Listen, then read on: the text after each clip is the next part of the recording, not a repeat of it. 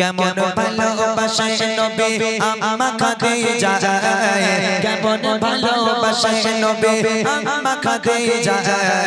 যে ভালোবাসায় খুশি হলেন আল্লাহ দয়াময় যে ভালোবাসায় খুশি হলেন আল্লাহ দয়াময় কেমন ভালোবাসে নবী আম্মা খাদিজা কেমন ভালোবাসে নবী আম্মা খাদিজা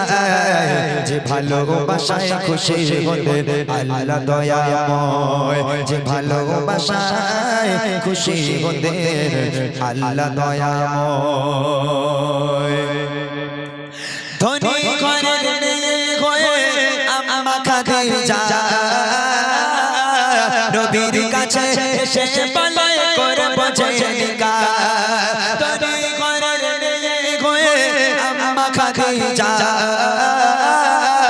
নবীর কাছে এসে বলে করব জিনিকা নবী বলে ও খাদিজা কেন চাও আমায় নবী বলে ও খাদিজা কেন চাও আমায় রতনকে রতনী চেনে অন্য কেহ নয় রতনকে রতনী চেনে অন্য কেহ নয় কেমন ভালোবাসে নবী আম্মা খাদিজা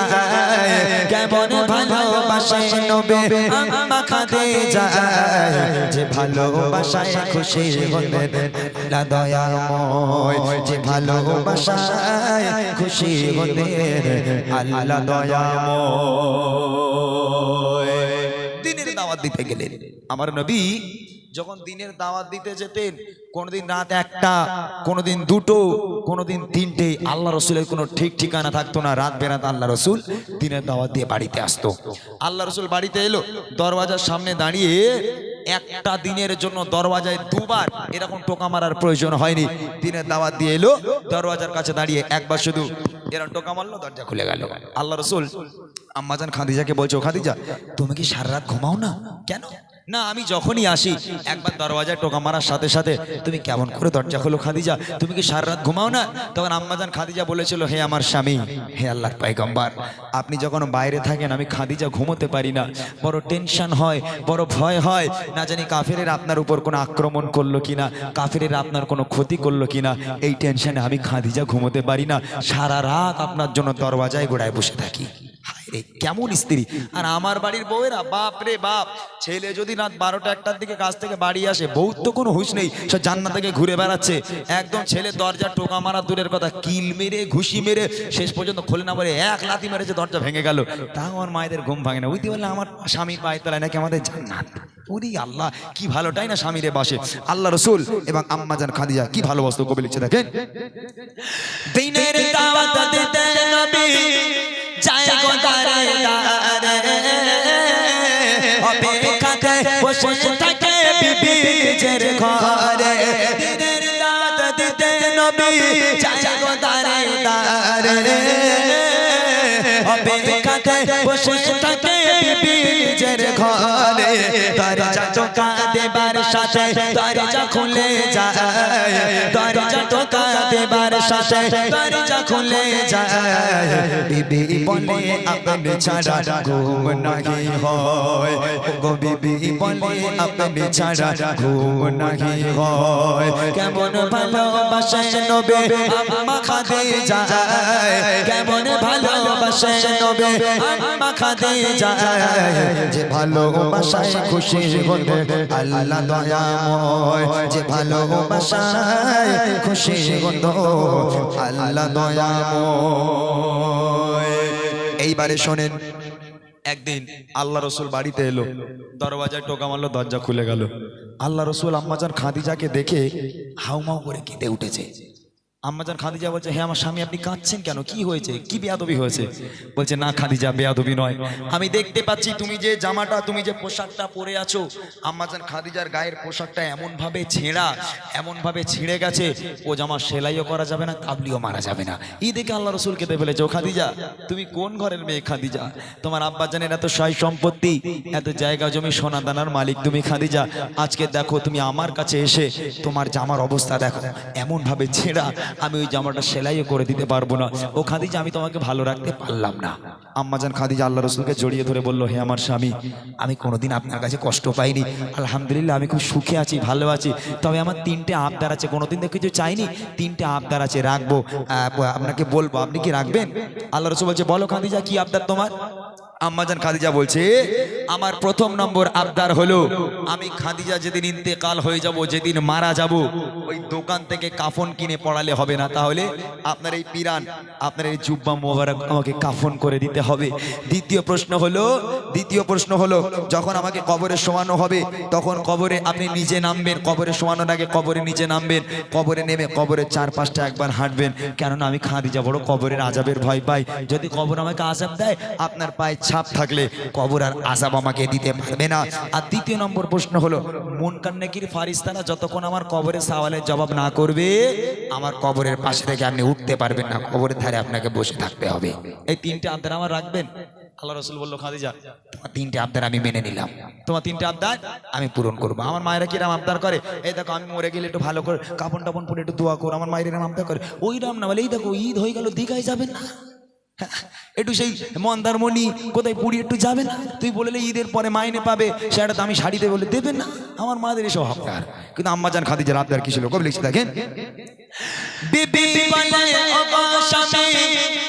মরণের পরে কবর শোয়াবেন আমায় জুব্বা কাফন করে, কবরের চারিপাশে ঘুরবেন হেঁটে হেঁটে, কবর যেন নাই পারে আমায় পিষে দিতে, থাকবে বসে ফারিস্তাদের সওয়ালের সময়, থাকবে বসে ফারিস্তাদের সওয়ালের সময়, কবরের কঠিন আযাব বড়ই ভয়ের হয়, ওগো কবরের কঠিন আযাব বড়ই ভয়ের হয়। কেমন ভালোবাসে নবী আম্মা খাদিজা, কেমন ভালোবাসে নবী আম্মা খাদিজা, যে ভালোবাসায় খুশি হতেন আল্লাহ দয়াময়, যে ভালোবাসায় খুশি হতেন আল্লাহ দয়াময়। ইন্তেকাল হয়ে গেল, আম্মাজান খাদিজা মারা গেল। প্রথম নম্বর আবদার ছিল পিরান দিয়ে কাফন করতে হবে, আল্লাহ রসুলের পিরান দিয়ে কাফন পরানো হলো। দ্বিতীয় নম্বর আবদার, মা খাদিজাকে কবরে শোয়ানোর আগে কবরে আল্লাহ রসুলকে নামতে হবে, আল্লাহ রসুল কবরে নামলো, কবরে 4-5টা একবার হাঁটলো, হাঁটার পর এবার আম্মাজান খাদিজাকে কবরে শোয়ানো হলো। কবরে শোয়ানোর পর মুখটাকে কোন দিকে রাখতে হয়, কবরবাসীকে পশ্চিম দিকে, কেবলার দিকে রাখতে হয়। তো আম্মাজান খাদিজার মুখটাকে দিয়ে যতবার কেবলার দিকে ঘোরানো হয়, অটোমেটিক মুখটা ঘুরে সামনে হয়ে যায়, আসমানের দিকে হয়ে যায়। আবার একবার চেষ্টা করা হলো, আবার একবার মা খাদিজার মুখটাকে নিয়ে কবরের মধ্যে কেবলার দিকে পশ্চিম দিকে ঘোরানোর চেষ্টা করা হলো, যেই পশ্চিম দিকে ঘোরায় আবার অটোমেটিক আসমানের দিকে হয়ে যায়। সাহাবারাও পেরেশান, আল্লাহ রাসূলও পেরেশান, মাথা কেন ঘোরে না? এমত অবস্থায় 3-3বার যখন মাথাটাকে ঘোরানোর পরও মাথা ঘোরে না,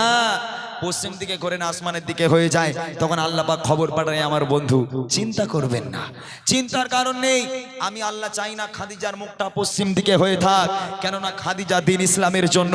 কোরআনের জন্য এত রক্ত ঝরিয়েছে, এত কষ্ট করেছে, এত কুরবানি করেছে। আমি আল্লাহ খাদিজার উপর এত খুশি হয়ে গেলাম। আমি আল্লাহ চাই না খাদিজার মুখটা পশ্চিম দিকে থাক, আমি আল্লাহ চাই খাদিজার মুখটা আসমানের দিকে হয়ে থাক, যাতে করে আমি আল্লাহ আরশে মুআল্লায় বসে বসে আমি আমার খাদিজাকে প্রতিনিয়ত দেখতে পারি। একবার জোরে বলুন, বলবেন না সুবহানাল্লাহ? বলেছিলাম কাকে আল্লাহ পাক সালাম পাঠিয়েছিল, এই সেই নারী খাদিজা যাকে আল্লাহ পাক সালাম পাঠিয়েছিল, এবং মৃত্যুর পরেও আল্লাহ প্রতিনিয়ত দেখবে বলে